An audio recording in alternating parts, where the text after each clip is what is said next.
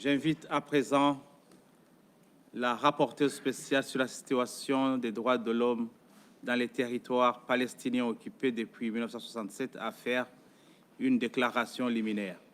Madame Albanese, vous avez la parole. Merci. Chair, Excellencies, distinguished delegates, ladies and gentlemen. In a year in which I was turned into a reluctant chronicler of genocide, I feel compelled to start by paying my respect to the victims and survivors of all genocides, past and present, including the Native Americans like the Lenape people, who are the original stewards of the land on which this institution stands.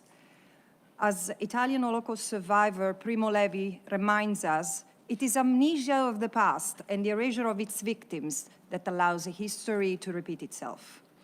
In March, 2 months after the International Court of Justice had recognized the plausible risk of genocide in Gaza, I advised the Human Rights Council that there were reasonable grounds to believe genocide was unfolding. In the following months, the International Court of Justice twice indicated new provisional measures against Israel.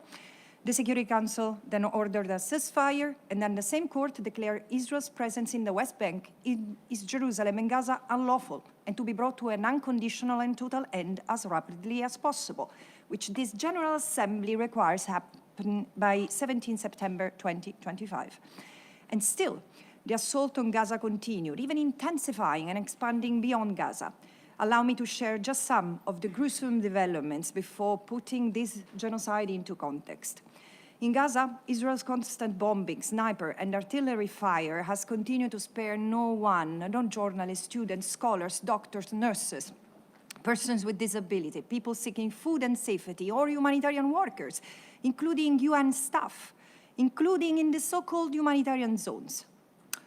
Conservative figures indicate that the Israeli assault on Gaza has killed, injured, maimed, or buried under the rubble at least 155,000 Palestinians. Entire families have been exterminated, pregnant women and over 700 babies, among 17,000 children massacred.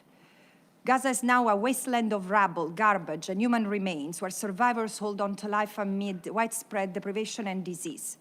The Palestinians trapped there have experienced a level of violence not seen anywhere in this century. Prisoners sadistically tortured and raped, mangled and desecrated bodies piled up and left decomposing in the street, the destruction of homes, the violation of intimate life, months of relentless forced displacement across a territory rendered unlivable, with nowhere to flee, and little access to the most basic necessities, having absolutely nothing to return to. And all this by design. The mass graves from which twisted limbs emerged with signs of IV drips still attached or zip-tied have been untold stories of horror. The details lost to oblivion. And still, Israel intensifies its onslaught. And in these last 3 weeks alone, it has orchestrated a ferocious assault on northern Gaza, besieging, depopulating, bombarding, burning alive, abducting and executing thousands of civilians. Disturbingly, similar patterns have extended into the West Bank. Since October 2023, Israeli forces carried out more than 5,500 raids and escorted many of the more than 1,000 violent settlers' attacks, killing 735 Palestinians, which is 10 times the 20-year annual fatality rate, and killing among those 167 children, which is a fifth of all children executed in the past 24 years in the West Bank. Israel has laid repeated siege to towns and refugee camps and leveled, like Gaza, roads, water, sewerage pipelines, and energy grids, all while displacing 3,200 Palestinians, depopulating 18 communities, and impacting directly 180,000 Palestinians through the largest land grab of the last 30 years. Israel has arrested thousands of Palestinians en masse, academics, students, lawyers, journalists, human rights defenders, doctors, and children. Arbitrarily designated as terrorists, treated as national security threats, they have been subject to systemic abuse, including degradation, torture, and even rape. The devastation inflicted over the past 387 days on the Palestinians as a people, and the pain and loss suffered by each of them, including those forced to watch in exile as their family and community members get slaughtered, blamed, smeared, will reverberate for generations to come. This is an outrage to humanity and everything the post-World War II international law-based order stands for. These developments cement my assessment that Israel is indeed conducting a genocidal campaign against the Palestinians. The crime of genocide consists of acts accompanied by an intent to destroy in whole or in part a national, ethnical, racial, or a religious group as such.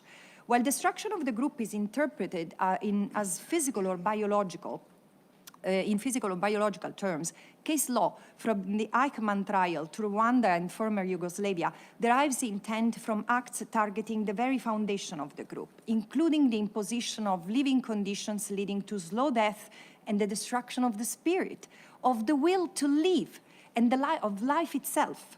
And when assessing intent, and especially state intent to destroy a group, we must remember that genocide is a process, not a single act, and it includes a plurality of acts and actors.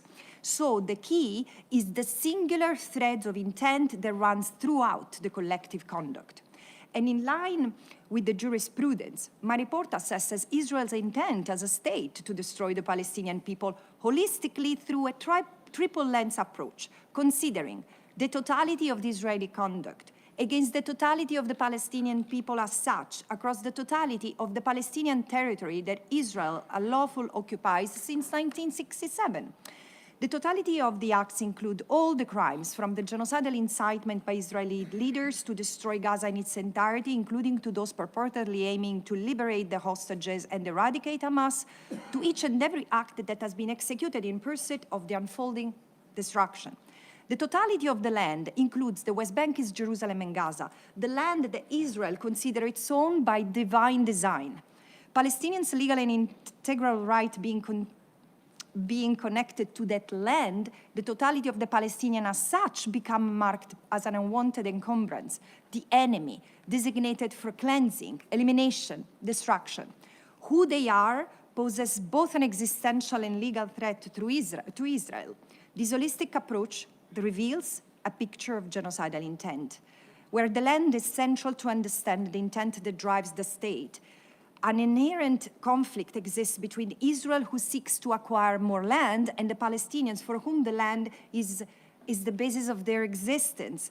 For the Palestinians, the land is not just a place where they live. Like any indigenous people, the land is who they are.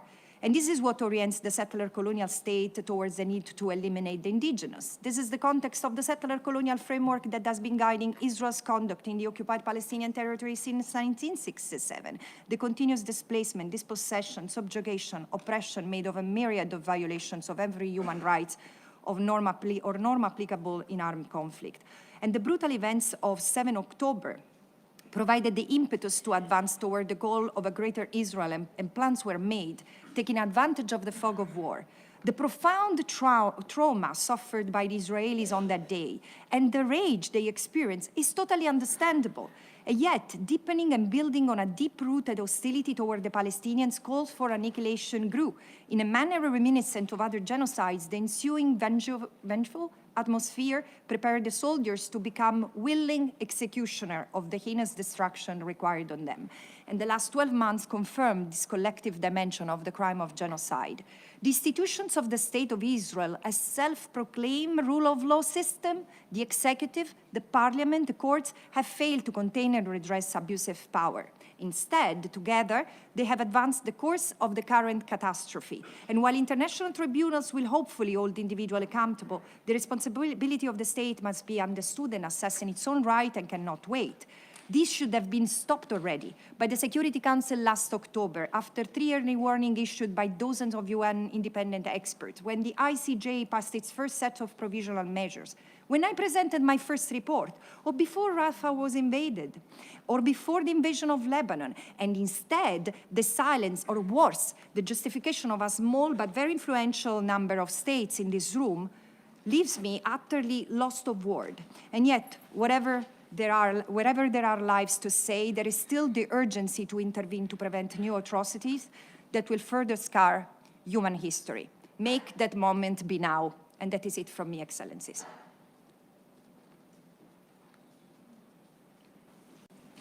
Je remercie la rapporteure spéciale sur la situation des droits de l'homme dans les territoires palestiniens occupés depuis 1967.